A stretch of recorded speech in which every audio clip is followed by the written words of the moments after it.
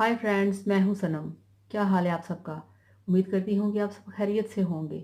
तो क्या अभी आपने मेरे चैनल को सब्सक्राइब नहीं किया तो प्लीज़ मेरे चैनल को सब्सक्राइब करें ताकि आपको ऐसी मुफीद वीडियोस मिलती रहें। तो जैसा कि आप जानते हैं कि सर्दियों में आपकी स्किन बहुत ज़्यादा ब्लैक हो जाती है, स्पेशली हाथों की।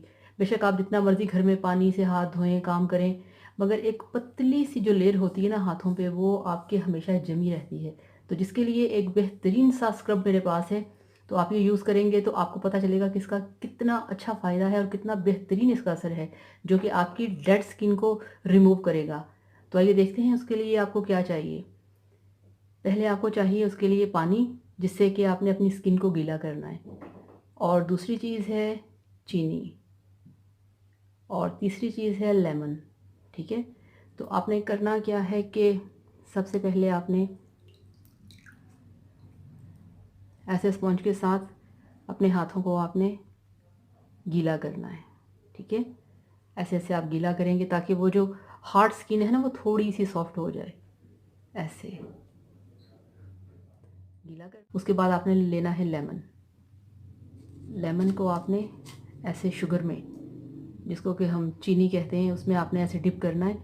और ऐसे ऐसे करके ऐसे ऐसे ऐसे ऐसे हाथों पे आपने इसको स्क्रब करना है। देखिए ऐसे ऐसे। इतना अच्छा स्क्रब है ये हैंड स्क्रब, इतना अच्छा कि आप यूज़ करेंगे तो आपको पता चलेगा कि कितना फ़ायदेमंद है। ये चीनी आपकी स्किन को स्क्रब करेगा। ठीक है। और लेमन जो है, आपको पता है कि इसमें ब्लीचिंग का एजेंट होता है। ऐसे ऐसे वाइटनिंग आएगी हाथों में। ऐसे पूरे हाथ पे आपने करना है, ऐसे ऐसे 5-6 मिनट के लिए ना आपने ऐसे करना है, ऐसे ऐसे अच्छी तरह से आपने इसको रब करना है।